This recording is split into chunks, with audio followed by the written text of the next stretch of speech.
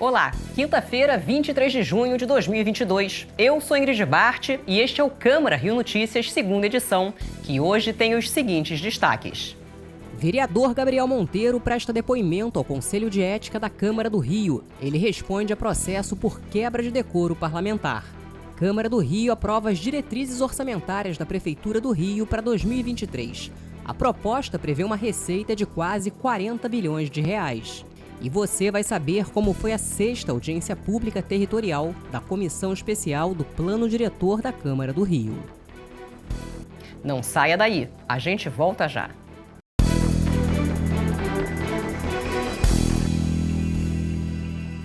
A gente começa esta edição falando do depoimento prestado pelo vereador Gabriel Monteiro ao Conselho de Ética da Câmara Municipal do Rio nesta quinta-feira. Ele responde a processo na Casa Legislativa por quebra de decoro parlamentar. O relatório final do caso será apresentado em agosto, depois do recesso do Parlamento. Os vereadores Alexandre Esquierdo, presidente do Conselho de Ética da Câmara, Rosa Fernandes, vice-presidente, Chico Alencar, relator, e os integrantes Tereza Berger, Luiz Ramos Filho, Zico e Wellington Dias, além do procurador-geral da Câmara, José Luiz Minck, ouviram o parlamentar. O depoimento durou mais de 2 horas. Durante a coletiva, o presidente do colegiado, o vereador Alexandre Esquierdo, fez um resumo dos 73 dias de trabalho do Conselho no caso do vereador Gabriel Monteiro. Foram 12 oitivas, ouvimos 8 testemunhas de defesa, pode-se assim dizer que 4 testemunhas de acusação. Então, a gente está fazendo um resumo aqui dos trabalhos do Conselho de Ética. Mais uma vez, enfatizar que esse Conselho, nesse período de 73 dias de trabalho, nessa primeira fase, pode-se assim dizer, na fase instrutória, a gente tem conduzido com muita imparcialidade, com muita responsabilidade, de forma séria, sempre em busca da verdade e sempre dando ampla defesa, espaço de ampla defesa ao vereador Gabriel Monteiro. O relator do caso, o vereador Chico Alencar, disse que em todos os depoimentos existiram contradições e destacou alguns pontos da fala do vereador Gabriel Monteiro. Ele diz que os assessores não trabalham basicamente na sua empresa de YouTube, mas afirmou que os pagava por fora. Também, do ponto de vista da menoridade da menina, com quem ele teve relações e confirmou que filmou, e esse filme vazou, ele nega qualquer ciência da idade dela, mas é bom lembrar que a polícia e o Ministério Público vão numa direção contrária. Dizem ter elementos para provar que ele sabia da idade dela. Ele ainda garantiu que irá apresentar o relatório final no início do mês de agosto. A gente não está aqui avaliando todo esse processo ético-disciplinar em cima do Código Penal, mas sim do Código de Ética e Decoro Parlamentar. Então, é claro que esse é o nosso norte, esse é o nosso pano de fundo, a nossa boca de cena, e nós vamos avaliar com o Conselho, vai opinar também, o relatório é do relator, e ele pode merecer reparos ou até ser negado, espero que isso não aconteça. Vou agir de acordo com o que a ética e o decoro parlamentar determinam. A gente muda de assunto agora e fala da homenagem que a Câmara do Rio faz neste momento no plenário da casa a um empresário americano, dono da Sociedade Anônima do Futebol do Botafogo, e a 2 jogadores do Botafogo. Quem acompanha a solenidade é a repórter Simone Braga, que conversa com a gente ao vivo. Boa noite, Simone. Que detalhes você tem aí da cerimônia? Conta pra gente. Boa noite, Ingrid. Boa noite a todos que estão nos acompanhando na Rio TV Câmara. E essa homenagem de hoje trouxe os torcedores do Botafogo que estão aqui lotando as galerias do plenário nessa linda homenagem que é uma iniciativa do vereador Márcio Ribeiro. Então, olha só, vamos acompanhar aqui. A torcida está animada, já cantou o hino aqui, fazendo a maior festa e celebrando essa homenagem aos jogadores e ao empresário. E apesar de ser mais conhecido como skatista profissional no final dos anos 70, início dos anos 80, John Textor atualmente é executivo do ramo da tecnologia e conhecido por ser o acionista majoritário do deputado do futebol, do Botafogo. E também homenageado o zagueiro argentino Mauro Joel Carli, que nasceu em Mar del Plata e em dezembro de 2015 assinou com o Botafogo, vindo jogar pela primeira vez no Brasil. E em 2016 o jogador estreou pelo clube e logo foi considerado um dos principais jogadores do time. Outro homenageado é o goleiro Roberto Júnior Fernandes Torres, mais conhecido como Gatito Fernandes. Atualmente é goleiro do clube, do Botafogo, e também é goleiro da seleção do Paraguai. Então, assim, ó, o plenário está lotado pela torcida aqui do Botafogo e estão fazendo aqui a maior festa, como vocês podem ver aí e ouvir, né? E antes da solenidade, eu conversei com os homenageados e também com o vereador Márcio Ribeiro. Vamos acompanhar. Você trazer o John Textor para dentro da Câmara Municipal, para dar um tiro de cidadão carioca, uma pessoa que está dispondo de muito dinheiro para poder investir na cidade do Rio de Janeiro, para investir num clube tão tradicional como o Botafogo e ajudando esse clube a resgatar todas as suas glórias, eu acho que essa homenagem é muito merecida e ele está muito honrado em receber esse cidadão carioca. E ao Joel Carli e ao Gatito, são os dois grandes ídolos do Botafogo, já moram no Rio de Janeiro há muito tempo e também estão muito felizes com a homenagem que a gente está prestando hoje para eles na Câmara. Realmente é um momento muito especial para mim, para a minha vida, né? Porque o Rio de Janeiro me abraçou de uma maneira muito feliz. Que eu sempre falo, o meu maior tesouro, que é minha filha, ela nasceu aqui no Rio de Janeiro, então é a cidade que sempre vai estar marcada no meu coração e essa homenagem realmente representa muito para mim. Espero que eu vou continuar honrando como cidadão carioca da melhor maneira. E uma importante votação marcou a sessão plenária desta quinta-feira no Legislativo Carioca. A Lei de Diretrizes Orçamentárias da Prefeitura do Rio para 2023 foi aprovada com emendas. O projeto discutido na sessão plenária desta quinta-feira foi de autoria do Poder Executivo, que trata da Lei de Diretrizes Orçamentárias. A LDO é elaborada anualmente e tem como objetivo apontar as prioridades e metas do Executivo para o ano de 2023. A proposta prevê uma receita de mais de 39 bilhões de reais. O projeto discutido em plenário também foi debatido em várias reuniões realizadas com representantes da Secretaria Municipal de Fazenda. Nós estamos aqui fazendo esses pela ordem para que a gente possa, pelo menos, destacar algumas das emendas, que a gente possa levar à votação para aferir a vontade da maioria do Legislativo.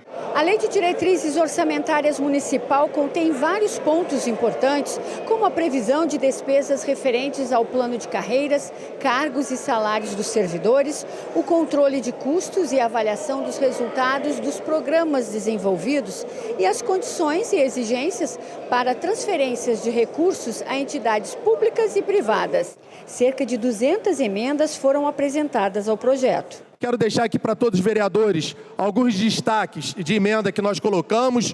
Uma é justamente a questão do que vai ser gasto todo ano com publicidade. É o básico isso. A prefeitura precisa estar com transparência do que vai ser gasto com publicidade durante o ano. A emenda 92. O que ela diz? Muito simples, está na Lei Orçamentária de São Paulo. Quando uma OS, uma organização social, não presta contas, vereador Paulo Pinheiro, quando ela não apresenta os relatórios obrigatórios, quando ela não apresenta as notas fiscais, a Prefeitura suspende o pagamento. O projeto foi aprovado em segunda discussão. Então nós conseguimos fazer aqui essa aprovação, com algumas emendas aprovadas. Vamos ver, provavelmente o Poder Executivo vai agora analisar se vetará ou não alguma emenda aí aprovada. mas o mais importante é que nós podemos avançar essa etapa e no final do ano nós teremos o orçamento propriamente dito para 2023. Agora a gente fala sobre uma triste realidade. A fome no Rio de Janeiro aumentou em quase 400% nos últimos 4 anos. Os dados foram divulgados nesta quinta-feira pela Ação da Cidadania durante o Encontro Nacional contra a Fome. Os números revelam que 15% da população do estado do Rio de Janeiro, cerca de 2.700.000 pessoas, não tem o que comer atualmente. Isso significa um aumento de quase 400% em relação aos dados de 2018. E a Secretaria Municipal de Saúde acabou de anunciar que foram confirmados mais 2 casos de varíola do macaco na cidade. São 2 homens, um tem 25 e o outro 30 anos. Eles moram no município e não têm histórico de viagem internacional ou de contato próximo com o viajante. Os 2 estão em isolamento domiciliar e monitorados pela Superintendência de Vigilância em Saúde. A cidade agora tem 3 casos confirmados, mas todos apresentam boa evolução clínica. E você vai ver depois do intervalo. A audiência territorial da Comissão Especial do Plano Diretor discute o desenvolvimento de uma região de 19 bairros da zona norte da cidade.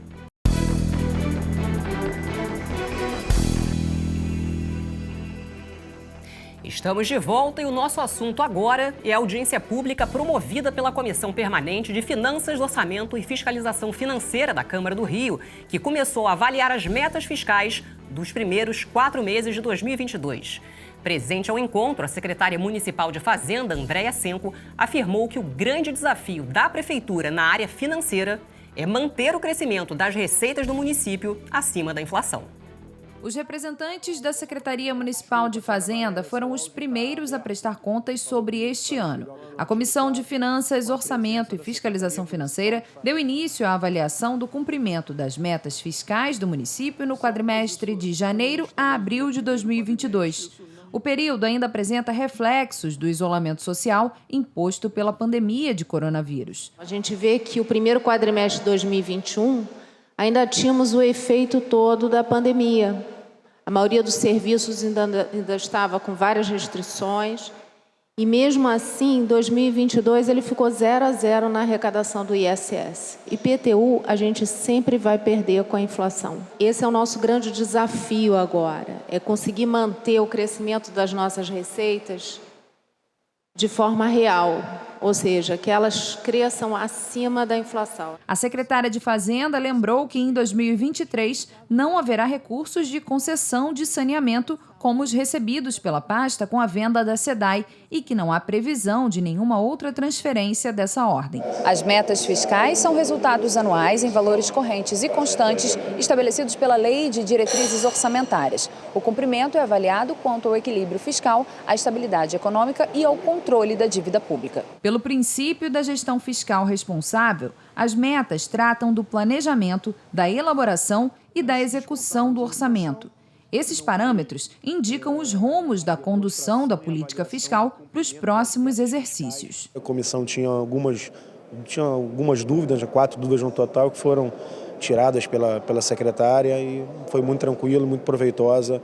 Realmente a gente está podendo viver e presenciar esse momento de retomada econômica da nossa cidade, que a gente sabe que é tão importante, né, para que o prefeito Eduardo Paz, lá junto com o seu grupo de secretários, e aqui nós, vereadores, possamos também colaborar para a volta do crescimento na nossa cidade. E a região conhecida como Área de Planejamento 3.3 e que reúne bairros como Madureira, Irajá, Honório Gurgel e Vila da Penha, foi tema da 6ª audiência pública territorial da Comissão Especial do Plano Diretor. Eu mesma acompanhei. A 6ª audiência pública territorial aconteceu no bairro de Irajá, a Área de Planejamento 3.3. São 19 bairros, 570 mil habitantes.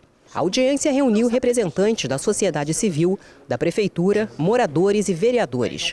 O objetivo foi discutir a revisão do plano diretor, importante instrumento para traçar novas metas para os próximos 10 anos na cidade. A realização é da Comissão Especial do Plano Diretor da Câmara Municipal do Rio. Esta é a 14ª audiência que o plano lidera, sendo a 23ª do processo de revisão do plano diretor.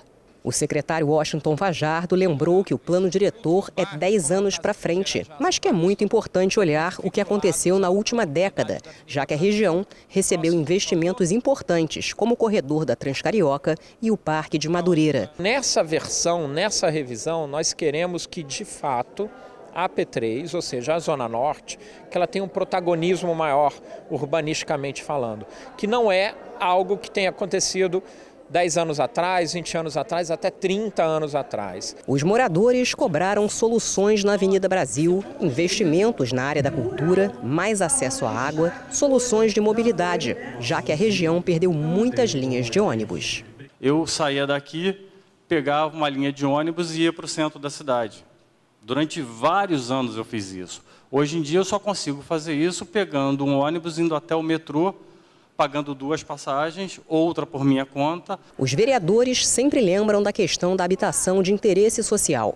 A gente tem um dos maiores déficits habitacionais do Brasil e temos aí uma responsabilidade de colocar tanto recurso, é muito importante que a gente fale do alimento ao Fundo Municipal de Habitação de Interesse Social, quanto das unidades. Eles mostraram preocupação também com a segurança, com o número de pavimentos, com investimentos em determinadas áreas, inclusive na Avenida Brasil, com projetos para aproveitamento de espaços públicos, com a questão ambiental, de mobilidade e com os polos gastronômicos que podem trazer valorização para a região. Tratamos muito da questão da compensação das áreas mais nobres, compensando investimentos nas áreas menos assistidas. E acho que esses debates deveriam acontecer mais vezes na cidade, até para criar o hábito das pessoas estarem debatendo aquilo que elas entendem, o que elas querem para a cidade que elas vivem. E a Prefeitura do Rio, através da Secretaria de Cidadania, deu prosseguimento ao evento Refúgio em Foco, para comemorar o Dia Mundial do Refugiado, celebrado em 20 de junho. Nesta quinta-feira aconteceu uma ação intersetorial no Museu de Arte do Rio. Vários serviços foram oferecidos a refugiados pelas Secretarias Municipais de Assistência Social e de Trabalho e Renda. Amanhã acontece uma feira cultural no Parque Madureira, com imigrantes e refugiados expondo os trabalhos em cerca de 20 barracas. E a noite de quarta-feira foi de homenagem na Câmara do Rio. A secretária municipal de Transportes, Maína Celidônio, recebeu a medalha Pedro Ernesto, a maior condecoração do município.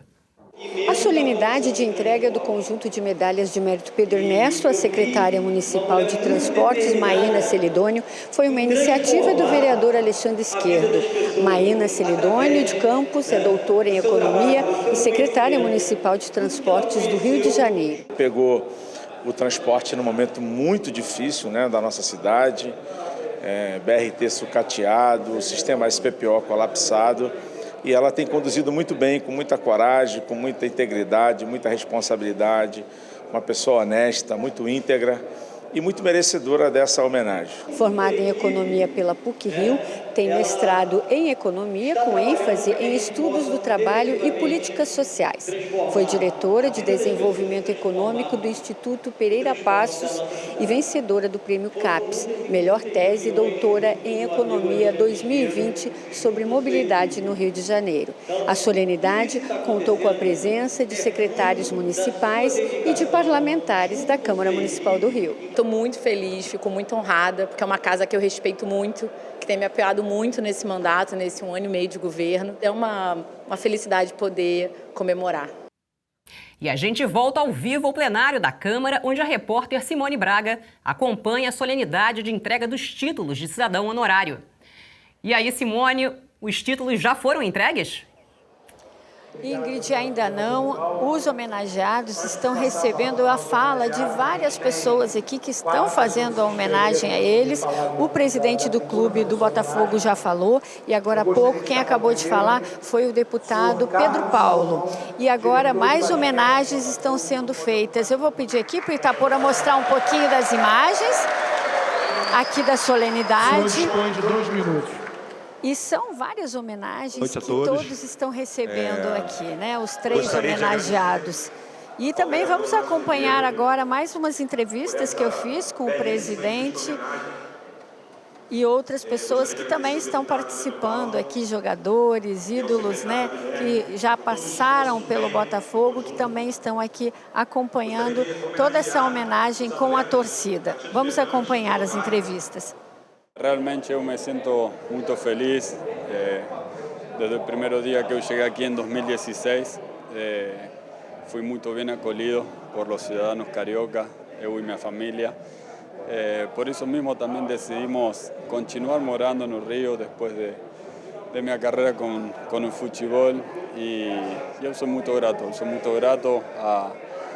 a tudo o que eu vivi desde o primeiro dia que eu cheguei e a esse reconhecimento tão especial. Estou muito homenageado, me sinto muito homenageado em nome do Botafogo, mas principalmente com esses dois jogadores fantásticos que merecem, que brevemente vão estar no muro dos ídolos lá em Botafogo, Gatito e Carne. Eles é que são os verdadeiros homenageados aqui. E o Botafogo, obviamente, né? Eu sou só um representante do Botafogo, mas eu estou muito honrado com essa homenagem, muito honrado.